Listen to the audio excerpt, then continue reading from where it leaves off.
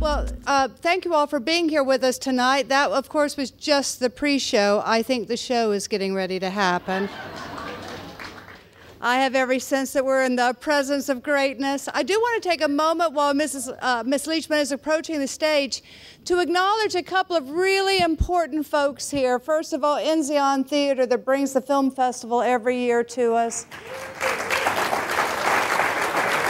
And importantly, very importantly, Full Sail University, now 15 years, our primary sponsor. And this is so important to us, and I want to thank, we have some Full Sail folks with us tonight, and I want to thank them. Oh, but without any further ado, I'm thrilled. Wow, yum, yum. I am so thrilled to have the arms of Cloris Leach around my waist right now. Cloris Leachman, here you go, you step out, darling. We'll have a seat here and chat.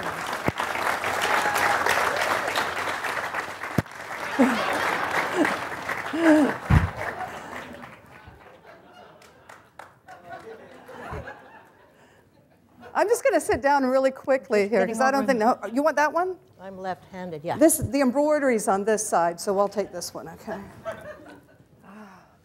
Thank you so much. I have so much popcorn in my mouth. Whoops. Wait, can you open this, somebody? No. I'm not qualified. I just want to point that out. Thank you. I did it with my teeth, and I broke my tooth about 2 months ago. I still do it, but anyway. Well, I think many of you have done this with us before. I don't know if it'll ever be as glorious in the past as I think it's going to be tonight, or glorious, perhaps I should say.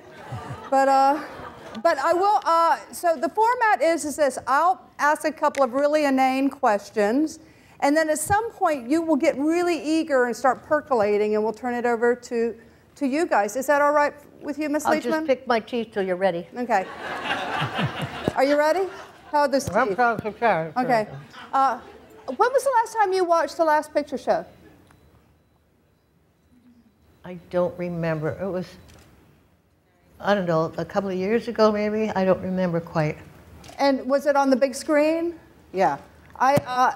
One thing that strikes me every year when we see great films like this on the big screen is how important it is to have the community experience of watching a film together like that, versus watching it on the smaller box, although some of you have those really big TVs. When you see the locations and the cinematography, though, on a big screen, you realize what you miss when you're watching on a small scale thing. And yeah, wasn't it? Oh, that pool hall, just devastating. Feel it. Devastatingly beautiful, and every picture sculpted. Can you speak a little bit about working with Bogdanovich? Now, I want to tell you, he claims that speech was the first take. Exactly. Can you talk about what that day was like? Toothpicks? Oh, thank you, darling.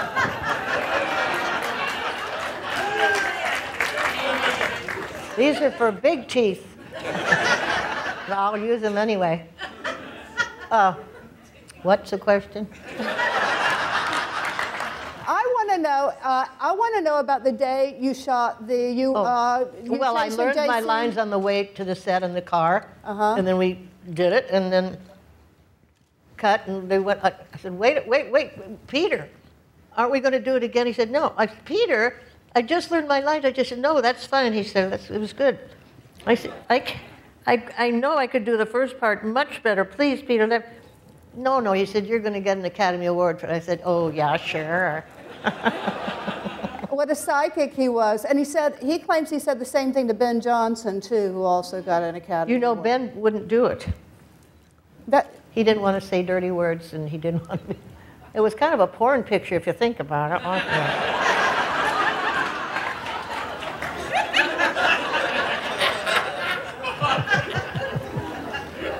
Well, actually, let's speak to that topic. In the day, it was a notorious picture for the quantity of nudity, particularly modeling on a period when people thought that nobody took their clothes off, 1951. Oh, they did. I was there. Well, I did it. I did it. Like.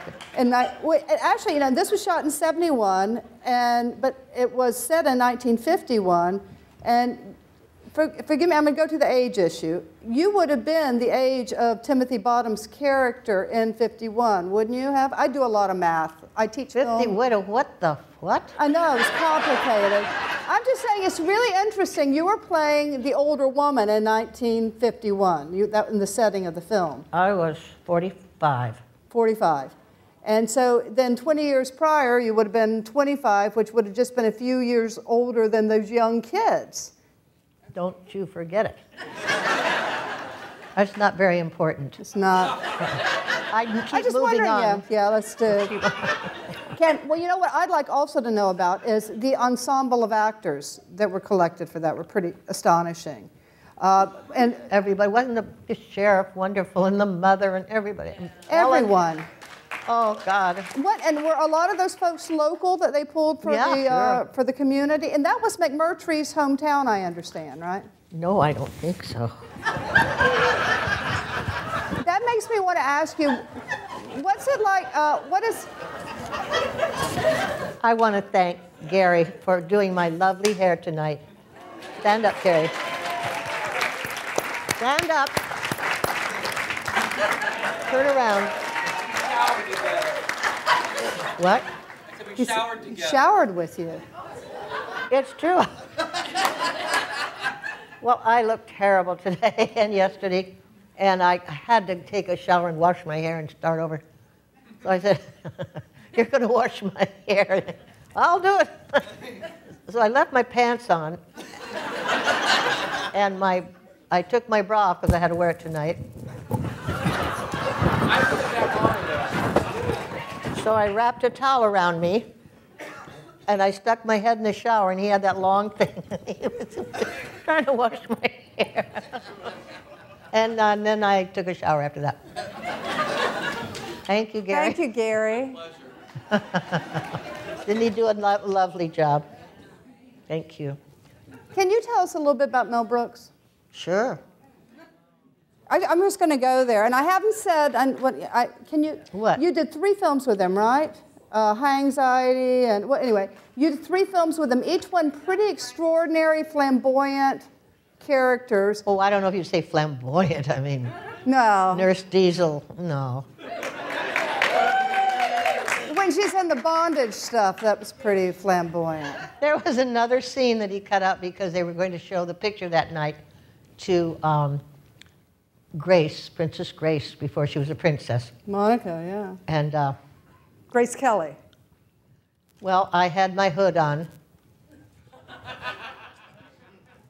bathrobe, and I take it off, and I go over to the thing and hang it up, and I'm in golden, oh God, I'm going to get up now in a very graceful way. Thank you. Yeah. Thank you. Wait a minute here. We both have to get all our garments in order. What's here. going on in the back of me? Oh, there. It's your butt. Now, what am I going to tell you about? Oh, about Diesel and the yeah. bed and. So I hung up my nice thing with a point, and I'm in the golden snakes coming around with and twisting, and they have eyes that are sparkly, jeweled eyes. And around my waist, there are more snakes coming around and wrapping in jeweled eyes, and then this panel between my legs and high heels. And she's this sort of old dyke. Well, dyke, listen, if I say dyke, and you're gay, or fruits, whatever. Thank you, Sam.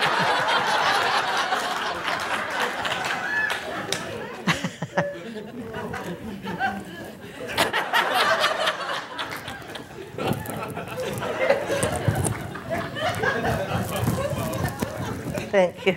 Thank you, to. Well, So I can't remember what I was fucking talking about. this was the scene. and High Anxiety, the one they cut out for Grace Kelly. Oh, here I am. I hung my thing up. Yeah. Now I'm waddling over, worried about this over edge. You have to no the idea. bed, and I throw myself in the bed, Good, Sam. spread-eagled on the bed, and the camera is down here.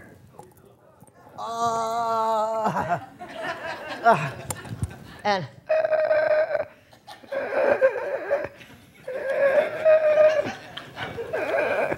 finally it goes up to the ceiling, and I have to get up again.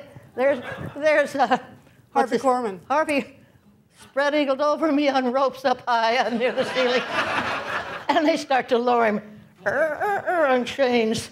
And he says something about some kind of a line, and they lower him on top of me. And Mel was so worried that Princess Grace, or before Princess, that Grace would be upset by that. It was too sexy. But it was such a funny scene. They showed it one time on television, just the outtake there. But I was really sorry that he cut that out. It was funny. That would have been your next Oscar. They get all of us actors on, Mel did, in Young Frankenstein, and he gets about 20 hours of film. He has to cut it all out, all over embroidery, and everybody did something funny. What's his name? What hump? What's his name? Oh, Feldman. Marty What? Feldman. What's his first Marty name? Feldman. Marty Feldman. When the girl, the wife, who arrived at the end. Oh, What's sweet her name? mystery of life. Madeline. Madeline Kahn. Arrives with a white fur around her neck, and she gets out of the car. Marty Feldman goes, "Arr, arr, arr," and he starts to eat the whole white fur up like an animal. And that had to be cut out. It was really funny, but you can only there's a story of the film, and then there are a lot of other stories.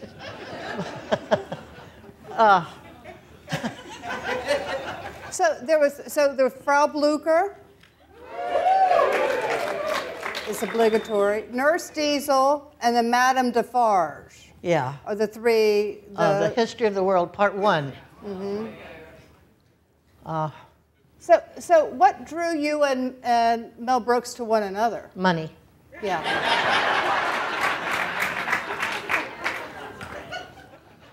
And apparently it worked because it kept drawing you together over and over. So that was a successful incentive. It was. Yeah.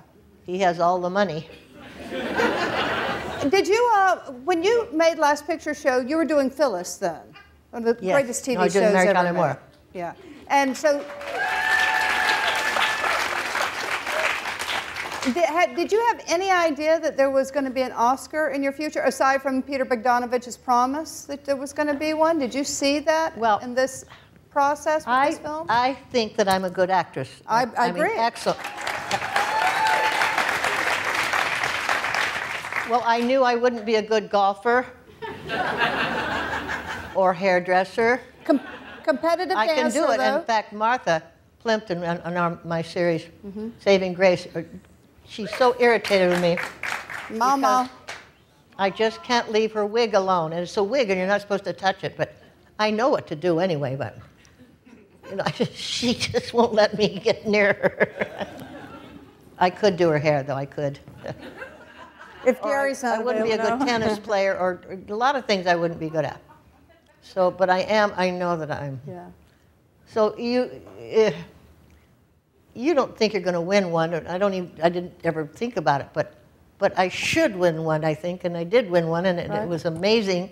I didn't think I would, but there I did. So it's amazing. Well, there was the Oscar, and then you have more Emmys than any other human on the planet? No, than any other actor. Any other actor?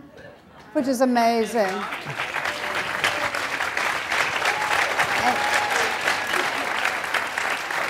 And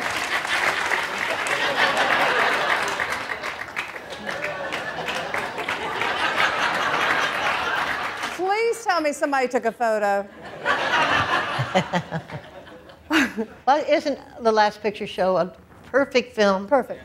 Isn't it lovely? Oh, and you know what? It gets better. I enjoyed it more. Every time, I've seen it about 5 times, I guess, in all these years. But every time I see something different, a little tiny note here or something, or what'd you see this time? Oh God, I would have told you. I'm too tired to remember.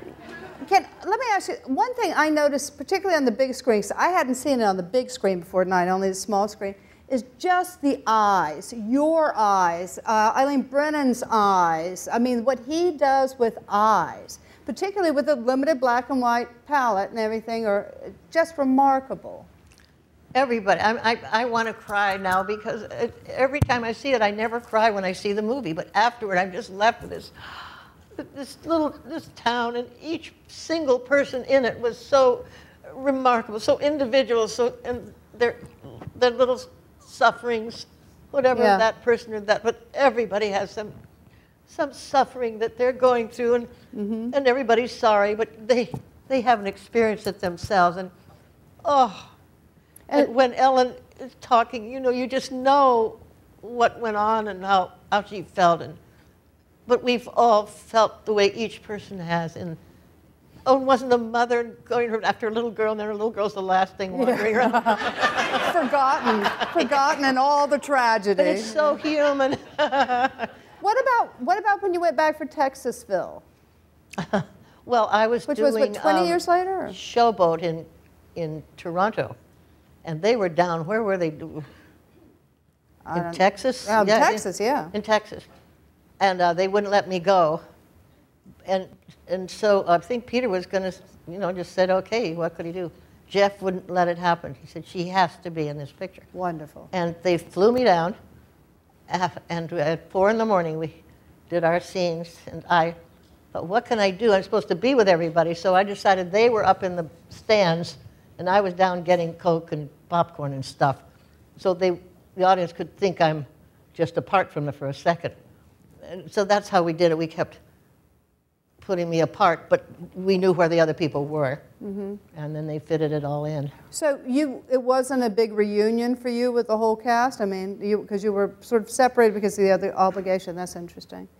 Do any of you have some questions for Ms. Leachman? I bet you do.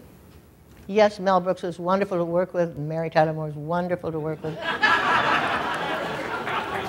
I enjoyed myself making those films. Well, I think Ms. Leachman should share that she's got a birthday coming up in a week.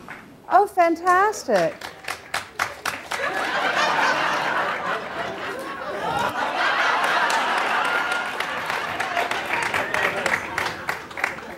I guess once you've had a shower together, you have that. We're so there. Yeah. I need you have a birthday in a wash my week? hair tonight to get all this out of it. Do you want to? In a week is your birthday? On the 30th, whenever that should be. Well done. Well done. What possessed you to go on Dancing with the Stars? Was it a blast, or was it the hardest thing you've ever done, or what? What was that like? My son became my manager, and he said, Mom, what would you like to do? And out of my mouth, which is not related to any other organ, if that's in my body, said Dancing with the Stars. I'd only seen maybe 3 minutes of it, ever. And then they wouldn't hire me because she's too old. Finally, Georgie made an appointment for me to meet, and I met with the 5 producers in some hotel mezzanine or something, and we're seated at a sofa and a couple of chairs and talking. Every 5th word I said, fuck. Again, my mouth isn't related to the rest of it. Or something like that, and finally, it was about an hour later, and we had a lovely talk and laughed and cursed, and I got up and I said, wait a minute, I'm not leaving here until everybody has cursed. Well, we all sat down again, and everybody cursed, and we, all the bad words, and we got to this one woman, and she said,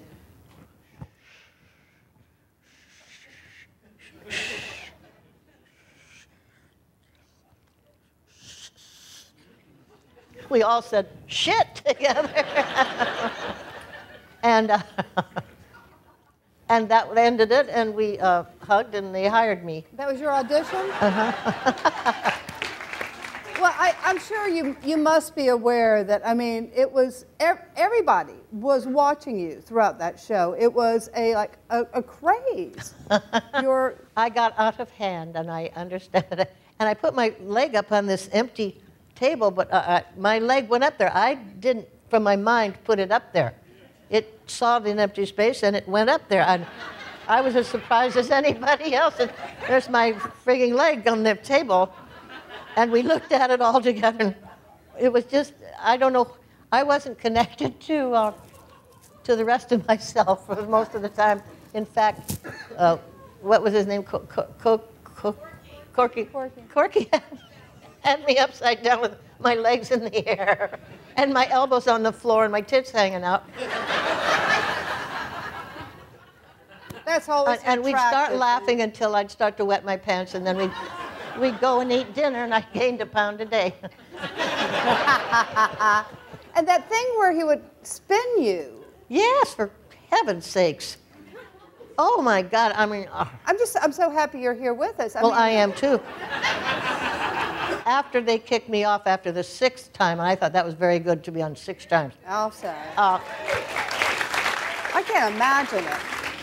I went to New York and was on, what's the show where all the women talk? The View. Was that? Yeah, The View. The View.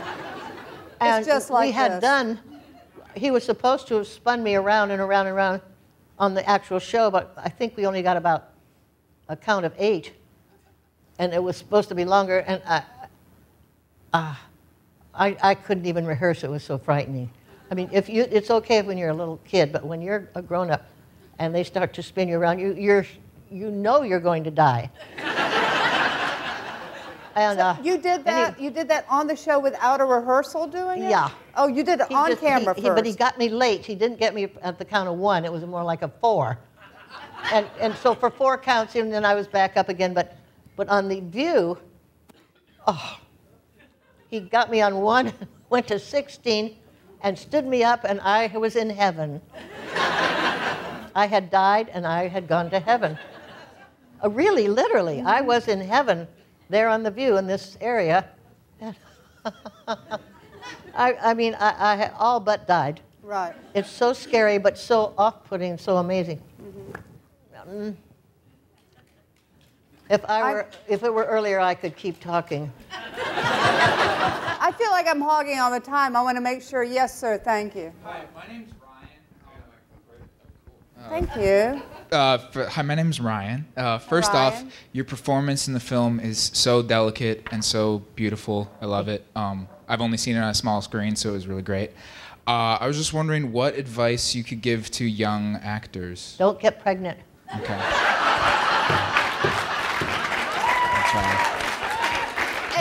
It didn't stop you. That didn't stop you, though, as I understand it. Am I right? Well, I was older when I had children. Well, I was 26.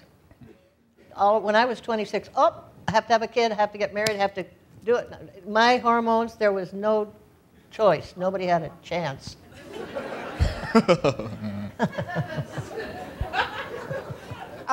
Other Cool. advice for an actor? I don't think he's going to get pregnant, so. Not anytime soon. You studied at Actor Studio, didn't you? Mm-hmm. Were you there with Ellen Burstyn? Were you guys at the studio at the same time? Or? I got a call from my agent, somebody named Aaliyah Kazan. Yeah. Wants, he is starting the Actor Studio. And why don't you go and audition for him? Who? Spell it? Yes. I didn't have anything to do. I didn't know how to even find a scene. But somehow I did, and somehow it was Guest in the House. And I had almost been raped when I was 14 in Des Moines by a cab driver, number 146. I thought I was so smart to remember that. The scene was this patient in the house. The wife has gone to the train station and gone home. She's breaking up with her husband. It's over. And he comes back to the house, and meanwhile, I put little objects the way I would like them just nothing big, but little the way I would like it if it were my house. And I wore a zip-up kind of robe, and But one of the things I say is that my characters, kiss me, kiss me, kiss me, to the husband. And that's what that cab driver said to me, kiss me. But Kazan liked that a lot, so that's sense memory. Right. But there were different things that I do or did naturally that now I know there's a name for it. And when you don't know what to do with a part, once you get some skills together, you know how to start looking at least. You don't just go, oh, help. And then he taught us for 2 years, and he was brilliant and wonderful. Wonderful, and I credit that place for oh God, Julie Harris was sitting over there, little girl, I was like, oh my God, why don't I take that poor girl home with me and fatten her up after the audition? It was Julie Harris. She was in my class. Fantastic. Yeah. What a time. Another question, please. Yes, ma'am. Please stand and say your name. Stand and say. Annie. No, you have to tell those He's people. Yeah, so everybody. Stand up. Hi. Stand up. My name is Annie, and Annie I have a what? question. Annie Arias Riley. What? I told you, Annie. Riley, by marriage. Well, by divorce, not by marriage. Well, but what's your anyway. name? Annie Reyes? Annie Riley. Annie Riley would like to say. I have a question for you. All right. Were you an actress by chance or by vocation? As a child, as growing up, did you always think you were going to be an actress, or what else would you have been had you not been the wonderful actress that you are? When I was 14 in school, we had to have a career book, and you have to decide what you want to be. And I remember thinking, well, you either want to be a social worker or an architect or a radio actress so that I could not do it full time, I'd have enough time for my family, or a concert pianist. And when I was 7, I started piano lessons. Mm-hmm. I have a one-woman show, and in it I talk about how that started. One night Mama came in to the living room with Daddy and my 2 little sisters, Mary and Claiborne, and me, and we're all in the living room. She said, now, we have a little extra money, and so the question is, do we want to join the Wakanda Country Club, or do we want to take lessons, piano and dancing? Well, Mama and Mary and I voted for lessons, and my baby sister, who was 1, and Daddy voted for the Wakanda Country Club. So we won, and I started taking piano lessons with Andy Williams' aunt, Cornelia Williams, Hurlbut. Imagine if your name is Cornelia Williams, and now it's Cornelia Hurlbut. When the Academy Awards announced that I was the winner of my category, just as we were coming up to that category, I said to George, my former husband, George, what if I win? What would I say? He said, you'll think of something. I said, no, I won't. I'm just thinking of my teachers. You know, what's her name? Cornelia Williams Hurlbut and Rose Lorenz and some others. He said, those are funny names. He was a big help that night. But I loved the piano. And I lived way out in the country. I had no friends at all. We had to be driven wherever we were going. So yeah. The piano was my very best friend for years and years. It was interesting because this evening earlier, and forgive me for telling tales out of the house, but we were up at Siggy's having a little bite to eat before we came down here. And Ms. Leachman came sweeping in the house and said hello. Nobody met her yet, and immediately sat down the piano and started playing Claire Loon. And I just thought, all that and entertainment to boot, you know, it was stunning. Another question, please. Yes, ma'am. Hi, Miss Leachman. I'm so embarrassed because we always criticize. What's your name? Gray. Thank you. What is it? Gray. Gray, like the color, and E or A? with an E. G-R-E-Y. G-R-E-Y. The feminine way. It's yes. It's my father's middle name. I got to see you play piano earlier, and it was quite lovely. Thank you. Thank you. I have been a fan of yours since I was 6 years old, and your very first episode of Mary Tyler Moore, and I'm going to freak out. I'm not supposed to do this. Anyway, I'm just up to say thank you very much for being on Raising Hope. I don't know how many people here see you on What about Raising Hope did she say? She's thanking you for being on it. She loves it. The first year I had dementia. The next year he said, "No, we're not going to have dementia this year." Well, what will I do? I mean, so last year I really didn't have any character. I was just me saying the lines, kind of trying to bring stuff. So now we have a third year coming up, and we'll see who I'm going to be. How did they cure your dementia? I'm just cured. I don't know. Thank you, Jesus. I just don't have it. Thank you, Jesus. I just don't have it anymore. Wow. I Freak didn't of finish science. the story about why I became an actress. Yeah. My mother, I don't even know. Every once in a while, like once a year or something, her sister, 3 years older than she, Lucille, would come with her little boy, who was a year older than I am. And she'd have baths together. We were 1 and 2 and 3 and 4. And Mom, I think, would go to direct something maybe, or to, I don't know, something with plays or acting. And rarely, once in a while, some young woman would come to our house and do something, and Mama would sit in the living room and help her with learning it or how to do it. And I would just sit there very quietly. And Mama got me a little reading from French's. I remember I was playing a little boy once. It's like a monologue. And I remember saying, my mother has left me home to take care of everything. And when she comes back, I tell her what went wrong. And that ain't all, I just always say.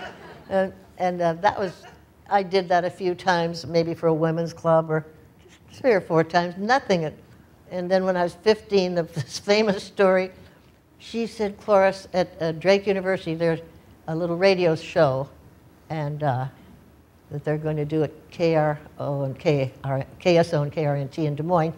Why don't you see if you can get a ride down at the filling station, which was a half a mile down on Highway 6, way outside of Des Moines, in the country, and see if you can get a ride over to Drake University and see if you could be on that radio show." And I said, okay. And then I walked down, finally, and here I got a ride, and I come by the house. As we go by the house, I'm on the running board of a coal truck, and Mama's waving at me, and I'm waving. "I've got a ride, Mama!" I don't even remember how I got there, but I did, and I did that for a year. That was a radio show that I did, and then the director of that wanted to know if I wanted to read the funny papers every Sunday. So I did that. On the radio? Uh-huh. Uh-huh. And then when I was 17, Mama used to wash dishes and look out, we were out in the country there, and look out at the thing, the window, and then she'd have some idea. And the next idea when I was 17 was, why don't you go down to the radio stations and ask them if you can sweep up down there? Okay, so I did. And they said, well, we have a janitor, but how would you like to write spots for the paper? Okay, the radio. And then they gave me my own time to have my own show. I would get women's household tips off of the, whatever you call it, where the news came in. The teletype? That thing. Yeah. And that's how I knew that World War II ended. And I made a radio show out of that. And oh God, I'd come home from a date or stay up late, and Mom would get up and come in the bedroom and look at me. I'd be typing something. I did it. I never failed. Isn't that funny? But your mother is such a vivid character, She was an amazing, darling woman. Go out and play at the radio station, Cloris. And you did. That's marvelous. Oh. Yeah, sweet. Well. One time, I don't know who arranged, but I was going to play the piano when I was 11 on the radio, and Mom was walking me down. She was little and dark-haired and beautiful, dark-eyed. She was Scottish and Bohemian, and so pretty. And I'll tell you a story that she told us. She was a very funny woman, and just as a sample of her kind of humor. Anyway, on the way down to the radio station, she said, now, it's around noon. She said, a lot of people are going to have lunch. They're going to take a little nap. They'll be asleep. So they'll be asleep?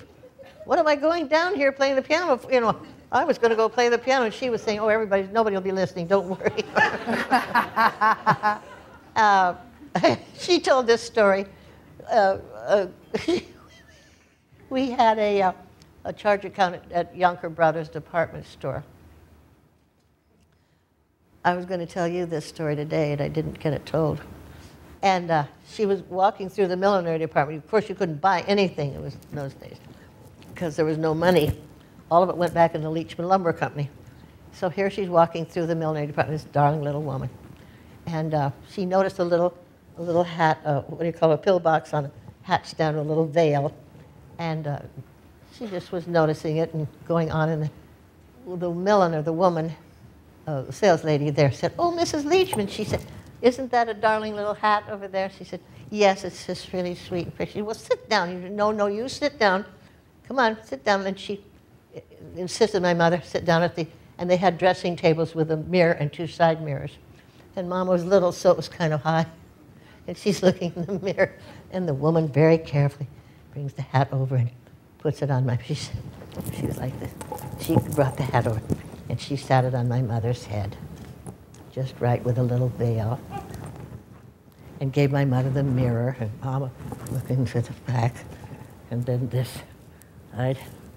And the woman said, well, now, she said, what do you think, Mrs. Leachman?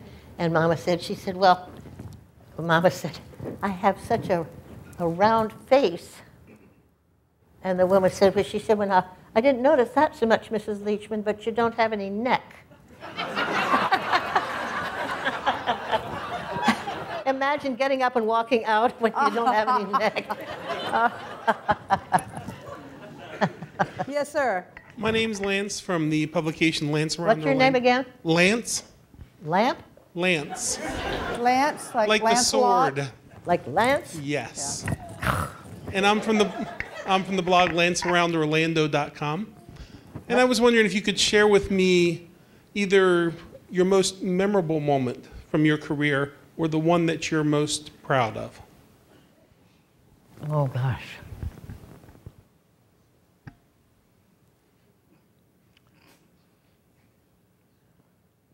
Well, I would have to think of so many things. Just something that occurs to me that isn't really the answer to that. But part of what I learned at the Actors Studio was the use of objects. Instead of using your face the way they used to on soap opera, you use an object to let the object show. So I was doing a play in Chicago, and I'm married to a man. It's called A Little Family Business. We're in business, and we're at our apartment, or our living room, and our children are grown children, and a secretary to my husband. And he has an attack of angina, and he falls on the sofa, and everybody's around him, and I'm his wife. I'm trying to get around him, and I can't say anything, and he can't hear me. I'm helpless to do anything, and I noticed that woman who played the secretary had long hair, and I asked her if she'd take her hair down, and so sure she did. It was very long. Now they're all around him, and so I'm trying to get in and trying to say something, and nothing. So finally I reach in and pull the hair over my arm, and more hair, and put that over my arm, and well, there's some more hair over this arm. And now I kind of get it, kind of start winding it. And you know how hair goes when you twist it? Well, it went and I made the thing, and I pulled it through the hole, and I went, I didn't make that sound, but I went, and I got a big hand and a huge laugh, and the play was off to the races. That's the answer to some moment.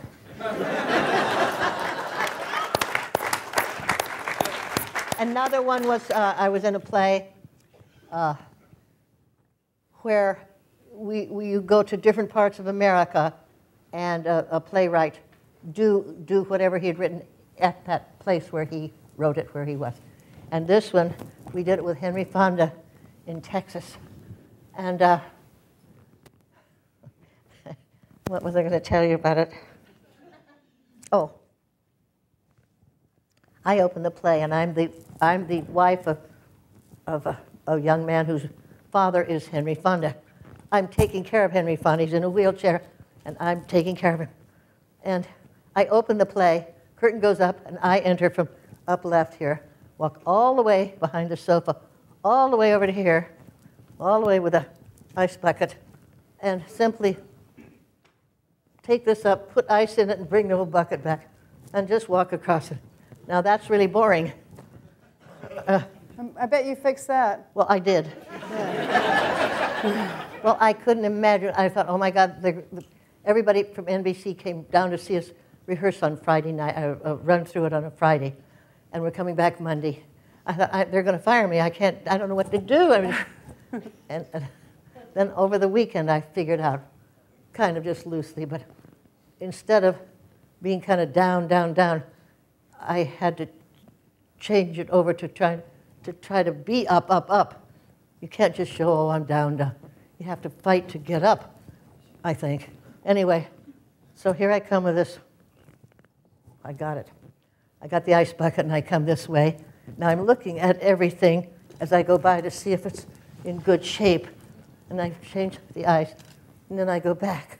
And I fix the cushions so that with my foot, I had to kick all the cushions back into place on the sofa, you know, because I have the ice bucket. I don't have the use of my hands. Brilliant. Well, the women just went crazy. That's what we do. That's marvelous. But it was very funny. Yeah. Okay. What? Gentleman in the back there. You got a question in the back here. These chairs will just swallow you up, won't they? Yeah. Yeah. Hi, Mrs. Leachman. I'm not married. Oh, Ms. Leachman, sorry. What's your name? What's your name? Sarah Egan. Sarah Egan. Sarah. Sarah. With an H. Yes. She saw that coming. We love having you here. We've looked forward to it forever, and we're just thrilled that you're here. And I'm thrilled to be here. Thank you, everybody. I'm very. It's great. Very it's really great. The improv is fantastic, and we were just wondering, our table of 4 here, and probably many others in the audience, when did you really go into improv or comedy? Was it as early as your 20s? Because it's just fabulous. What's the question? When? When did you recognize, or when did you go into comedy? When did you decide you were funny and I wasn't funny at all. No? No, my little sister Mary was the funny one. Right? And she always got the funny papers too, that little brat. Well, but I'm her big sister, and she got the funny papers, and she was funny. With your approach to comedy, because clearly your dramatic work was really evident. But your approach to comedy, when did you decide to take that turn, or to? You don't decide anything. It's just the way life comes at you. Well, Paul Lind and I went to Northwestern University together, and we ran that school. Yeah. God, he was a funny man. Oh, we did an opera every Saturday afternoon. He played the piano, and we all sang our parts. Charlotte Ray and I and a couple of other people. Gosh, what an assemblage. I know. Oh, it was amazing. We did a couple of plays together. I had to do something for my sorority that I'd just gotten in to get new kids to join. And somebody didn't show up, and they said, Cloris, you've got to... Well, I'd never done anything, and I didn't have a clue how to think. How do you think? What should I do? But I don't know what happened. Something happened, and I was funny. Right. And it worked. And then I think Northwestern was very helpful. When I came out here, producer said, can you do comedy? Yes. Do you ride horses? Yes. I found a horse when I was 11 for $7. Here's the head and the 2 legs, and here's the back. And it went down like that. $7, and my parents wouldn't buy it, and that's the heartbreak of my life. Another question, please. Gentleman right there in the blue shirt, please. I just make you, no matter where you are, I make you run across the room, don't I? Thanks, Ms. Leachman, for being here tonight. My question is, I recently saw for the first time... What's your name? Oh, I'm sorry, I'm Jason. Hi, Jason. I recently saw what I believe was your first significant role in a movie, Kiss Me Deadly. Kiss Me Kiss Me Deadly? Yes. What was that about? Your first significant role in a film, would you? Yeah. I think it was your first. What was it like, about speaking Kiss Me role. Deadly? You were in a raincoat pregnant. That wasn't Kiss Me Deadly. Wasn't? No. What was the first one that I did? It wasn't Kiss Me Deadly. No. What was Kiss Me Deadly? Yeah. What was it? Do you know? Oh, it was a film noir. What? With the atomic bomb. That was. I can't hear you. Yeah, speak up, please. I'm sorry. It was a film noir film that you were in the raincoat in the beginning and you were walking down the road. Not called Kiss Me Deadly. Okay. Well, Is it? No. Well, your first film. Whatever my first film was. Yes. Okay. Do you recall just a little bit about what what that experience was like? I was 4.5 months pregnant with my second baby boy, and it was freezing. Everybody was in fur parkas and boots and everything, and I had to run. And I thought, well, I'm going to have a miscarriage. There's no doubt about that. I mean, I just over and over and over, at 4 in the morning. In the rain? No, it wasn't raining. It was just very Maybe I'm cold. just thinking film noir, so I added rain. Noir and raining, both black and raining. Raincoats. You're all so far back. Do you like being back so far? Everybody just move forward. No. Come forward if you want to. I think could we have another question, or did you have another question? No, I was just wondering about what it was Thank like to make that break into actually, having a significant role. What to in make a film. what? Just what it was like to have that first break to break into film. It's not like a break. It's a break. It's just a job. It's something to do. And it brought me out from New York to Hollywood. When I was pregnant, I wanted to come out here anyway, and it was a good experience. You might get 100 breaks if you want to call them breaks. It's just it was a job. As you were doing your early film, and you were doing a lot of television at the same time, weren't you doing like feature roles on? Golly, I remember looking at the list, was remarkable. Every great TV.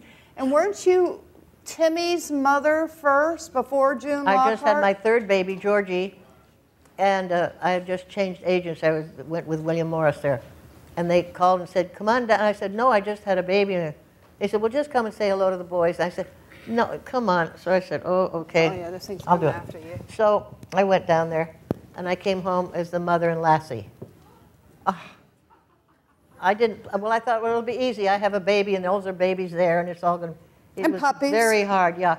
It's very hard to do a one-camera show, which is also what I'm doing now. It's the hardest, because you're there maybe from 5 in the morning, or you get up at 5 and you come home at maybe 4 the next morning.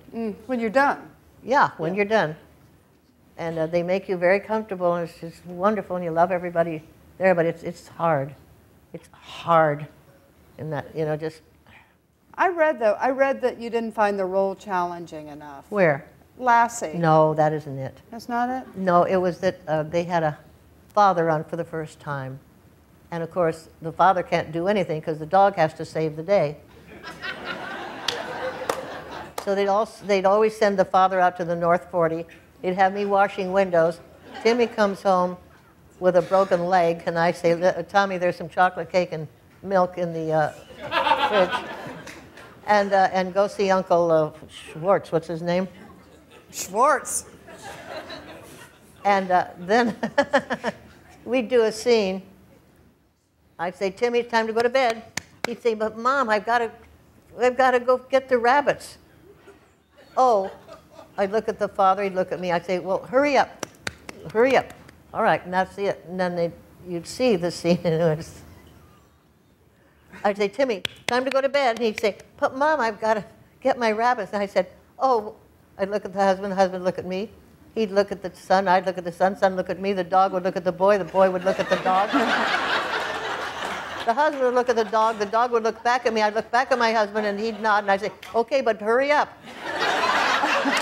One camera. And then, if you're walking and somebody starts to talk, you're walking or you hear something, you're walking, now you hear something, so you stop. But they want me to do this. you're walking, you hear something, you stop instantly. So I developed what I call the egg basket take. I did it, I hear a sound, stop, turn, keep picking up the egg basket. It keeps you in motion till it would be a natural time. A lot of silly things. Well, the husband, they decided they would strengthen him up. They gave him a Bum arm? under his shirt, something a little Like muscular. to build him up a little bit. Padding, yeah. And I had an interview with a television guide. What's the name of it? TV Guide? TV Guide. Yeah. A very famous writer on that, well known. I need to read that thing. Throw it. Give it to him, honey, please. This is my daughter's in love with him. I think your daughter's married to him. Well, they say that. Yeah. He was married once, and he's terrified to get married again. Well, he represented himself to me as your son-in-law. I know, he's a liar. Is he?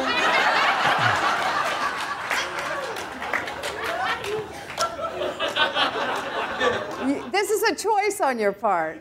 I congratulate you. So, okay. Another question, please. Yes, ma'am, right here. In the... My name is Janet. You have to stand up, though, Janice. Sorry. What's the rule? My name is Janet Manshon, and I am a mom of 6 children and have grandchildren and all of that. So I'm interested in your family. I understand you have 5 children and grandchildren. And one great-grandson, a darling little boy. I've never seen him cry. How many grandchildren? 6. So, okay. Each one of my 5 children had a daughter, a gorgeous daughter. Wow. Oh, and I mean, dark. In fact, one of them is 3 parts Indian. And she said, she's 23 now. And when she was 6, I brought her up to, it's in Canada, Montreal? Montreal. Montreal. I was doing a movie up there, and I brought her up, and we were at Sunday brunch at the Four Seasons kind of hotel, and we're there getting our things on our plates. Dainty. And our table's way over there. And she said, I'm English and 3 parts Indian. And I said, you're also Scottish and Bohemian, and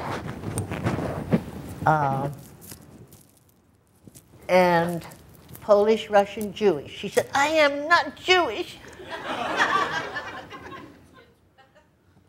I said, yes, you are Jewish. She said, I am not Jewish.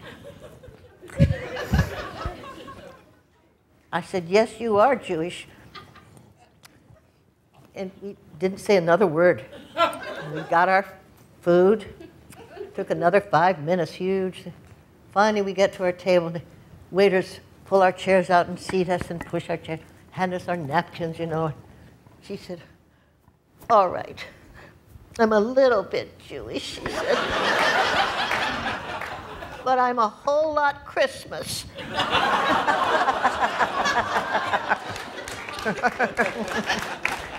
Why did I tell you that story? Grandchildren. You're talking about grandchildren. Did you have a question, or you just want to talk about the grandchildren? Yeah. It's fantastic. And my daughter, who's in love with Tom, and Tom's in love with her, has a little girl named, who's 7, whose name is Hallelujah. Dinah named her Hallelujah. Her name is Hallelujah? Hallelujah. When she was going to be 6, she was still 5. A couple of weeks before, she was sitting on the toilet and talking to her mother, who was in there. And she said, Ma, her birthday was February 22nd. And she says, Mama, are you telling me, Mama, are you telling me that my birthday is the same day as George Washing Machine?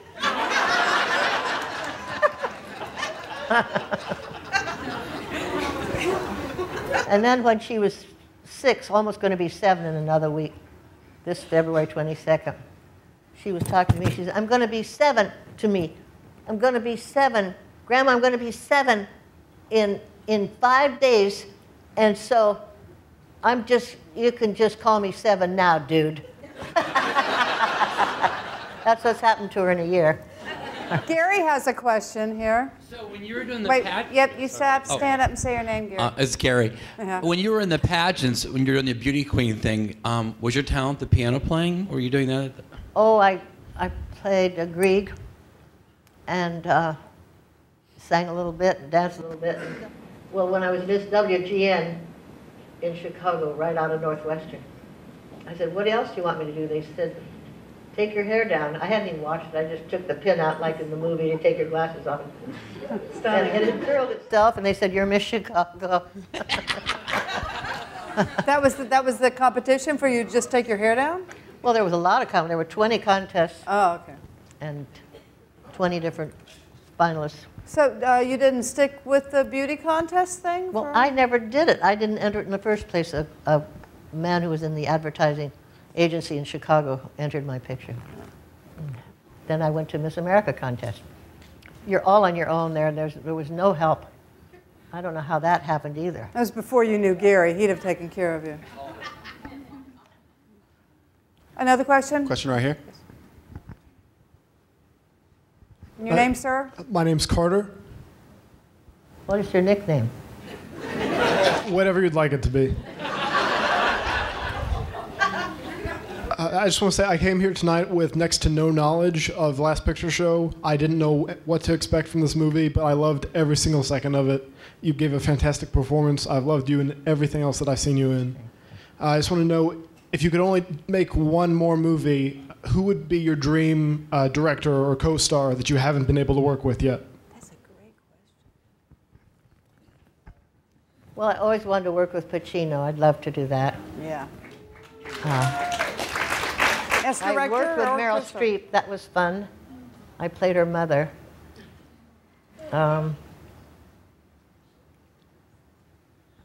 Who else is there?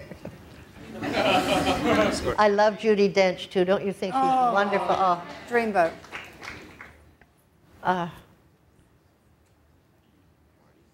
Marty Balsam. I think Gene Wilder was amazing in the Young Frankenstein. I agree. Oh. But And every Willy time we'd do Wonka. a scene, he'd laugh. And, I mean, his face would separate. There were 2 parts to his face. Here's one and here's the other. And I'd say my mind and look at him. He was helpless. Every time I'd turn with the candles that weren't lit and say, stay close to the candles. The staircase can be treacherous. We did about 15 of those takes, and he just kept laughing. That's the only line that Mel ever gave me a reading on. I had been saying, stay close to the candles. The staircase can be treacherous. And on the 15th take, with him still laughing, he came up and said, whispered in my ear, and then I did it his way. Stay close to the candles. The staircase can be treacherous. We have lost a couple of people. We have time for one more question. One more. Anybody else? Right here.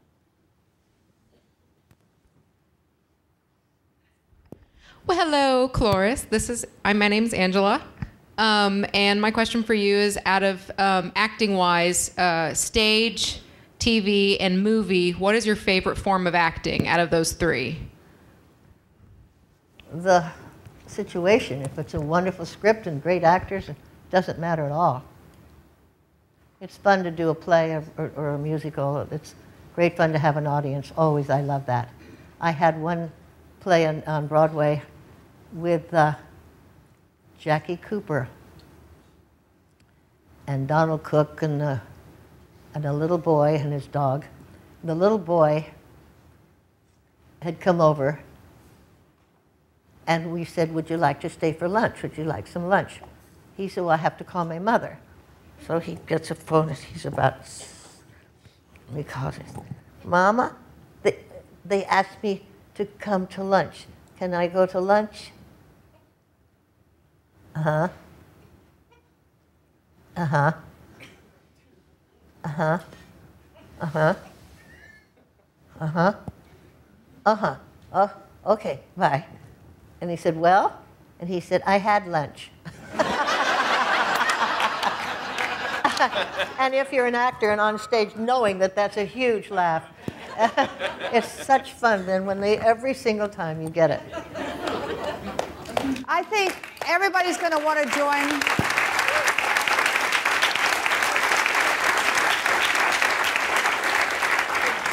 I didn't get to thank the Florida Film Association, and I would like to please do that. So I'm going to say thank you, Florida Film Association.